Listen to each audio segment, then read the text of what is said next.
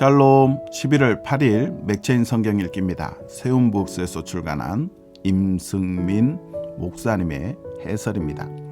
열왕기하 21장은 유다왕 므낫세와 아몬에 관한 기록이죠.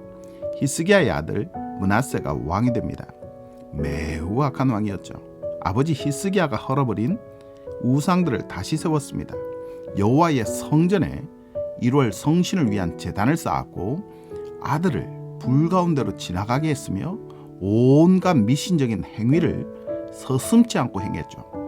당시 유다의 악행이 얼마나 심했는지 본문은 이렇게 말합니다.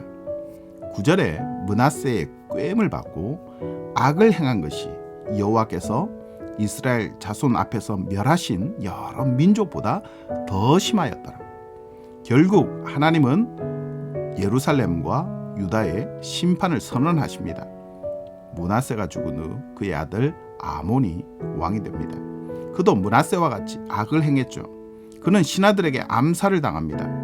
유다에는 예루살렘 성전이 있었지만 그것 자체가 하나님의 임재를 보장해 주지는 않았습니다. 하나님을 떠난 백성에게는 하나님의 영광도 떠날 수밖에 없습니다. 므낫세와 아몬의 악행 탓에 유다 전체에 우상이 가득하게 되었고 그로 말미암아 하나님의 심판을 받게 되었습니다. 다윗의 혈통이요 성전의 소유자라 해도 그것 자체가 신앙을 보장해 주지 않습니다.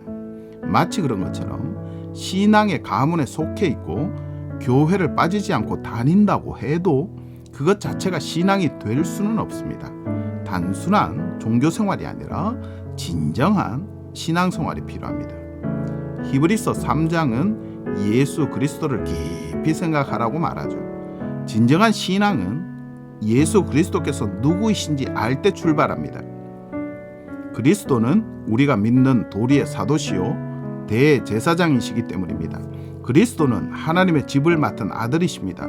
그리고 우리는 그의 집이죠. 그러므로 우리는 그리스도를 끝까지 붙잡아야 합니다. 서로가 죄의 유혹을 받아서 여기에서 떨어져 나가지 않도록 권면해 줄 수 있어야 합니다.